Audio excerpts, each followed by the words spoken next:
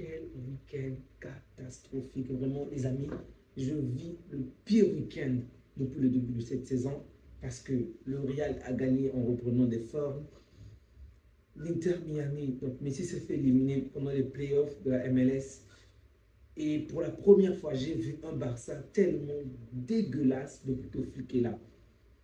Il y a le match qu'on a perdu contre Monaco qui est compréhensible par rapport au carton rouge. Le premier match contre Osasuna qui est compréhensible par rapport au fait qu'il y a eu... On avait tourné une certaine équipe, mais aujourd'hui, il n'y a aucune raison pour justifier cette défaite.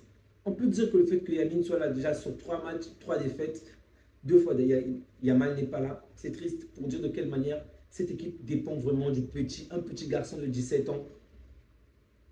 Donc j'ai vécu vraiment le pire week-end depuis le début de cette saison. Et là, ça me met tellement sur les nerfs en ce moment parce que c'était du n'importe quoi. J'ai eu l'impression que l'équipe de Flick vient de se rencontrer aujourd'hui, que c'est la première fois qu'on puisse combiner des joueurs aujourd'hui. Ils ont tous été nuls. C'est vrai que je vais sortir peut-être 2 ou 3 petites exceptions, mais je vais déjà commencer par Flick qui n'était pas à la hauteur par rapport à son placement des joueurs. Il n'était vraiment pas à la hauteur. Il n'a pas fait des remplacements intéressants. Alors là, il n'a pas vraiment été à la hauteur aujourd'hui. Sur le terrain, Lewandowski a essayé de faire quelque chose en première période, mais c'était vraiment pas suffisant. Donc, il n'a pas été bon, mais moins mauvais que les autres. Ok. Rafinha, très mauvais. De Jong, oh, vous savez de quelle manière j'aime De Jong. Mais aujourd'hui, il m'a énervé de la première minute jusqu'à sa sortie.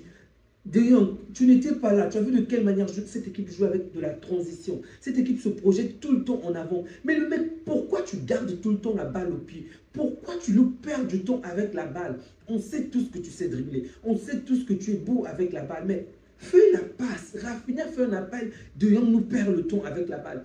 Lewandowski perce les lignes. De Jong nous perd du temps avec la balle. Sincèrement, son adaptation, je peux comprendre qu'il vient d'une longue blessure. Il lui faut du temps. Mais pour l'instant, il faut vraiment du n'importe quoi. Il n'a servi à rien, vraiment à rien dans ce match. Il a été plus une charge qu'autre chose. Pedri également n'a pas été à la hauteur.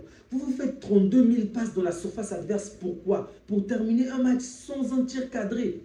Sincèrement, même des équipes de 2e division font mieux que ça. C'est pas croyable. Vraiment, 1-0 n'est pas mérité. 1-0 n'est pas mérité. Vous allez peut-être parler du but de Lewandowski qui a été refusé. Il y a un petit problème d'arbitrage. Ok, combien de fois cette VAR nous a servi? Aujourd'hui, il peut arriver qu'il y ait une erreur humaine. Donc, je ne veux même pas m'attarder sur ce point. On a juste été nuls. C'est ça la vérité. On a juste été nuls. Et même 1-0, c'est bénéfique à la limite. Je peux dire déjà, 1, ça montre nos limites. 2, un manque d'efficacité. Une équipe qui marque généralement 2,5 buts par match en moyenne, qui marque 3 buts au minimum parfois dans des matchs compliqués, aujourd'hui n'arrive pas à réaliser un tir cadré, au moins pendant 90 minutes, un seul tir cadré. C'est pas possible. Ce n'est vraiment pas possible. Ce genre de performance, quelle équipe, vraiment, s'il vous plaît, citez-moi une seule équipe des 5 grands championnats, première ou deuxième, non, disons, une équipe qui est dans le top 4 de son championnat, qui termine un match de 90 minutes avec 0 tir cadré. Même le Paris Saint-Germain, qui est l'excellence même de l'inefficacité, ne fait pas ce genre de performance. C'est pas croyable. Flick n'a pas été à la hauteur, ces joueurs n'ont pas été à la hauteur. C'est ça la vérité. Un positionnement douteux. Je ne sais pas, Rafinha, qu'est-ce qu'il voulait sur le terrain?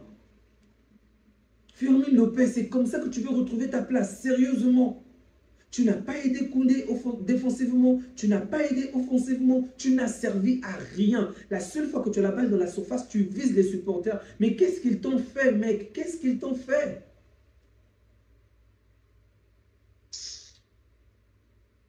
Le seul joueur que je veux peut-être dire qui a essayé de sortir sa tête du lot, je dirais que c'est Casado au milieu, qui a quand même fait quelque chose de bon. Martinez, qui a essayé de s'en sortir.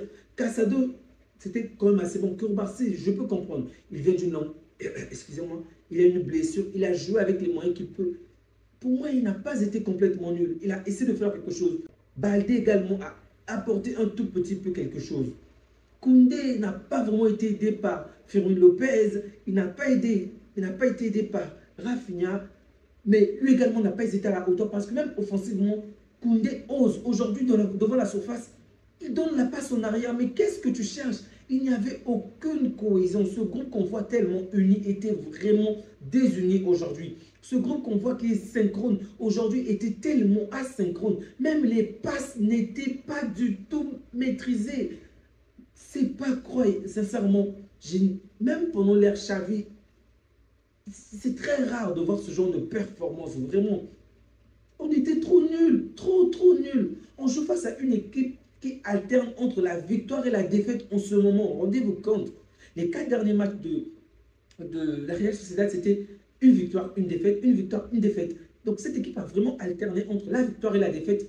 Nous qui avons jusque-là aligné plus de 7 victoires, on se fait marcher dessus de cette manière. Oh,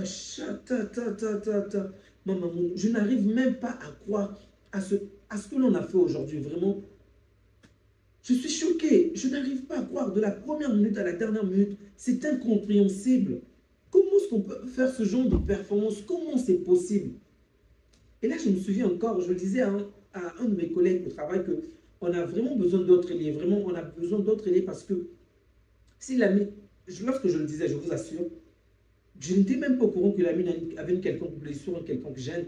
Je disais juste que si Lamine n'est pas là, je ne vois pas une personne pour le remplacer. Et si Rafinha n'est pas en forme, il n'y a peut-être personne pour jouer en tant que véritable ailier. Et aujourd'hui, j'ai juste obtenu ce que je disais en fait.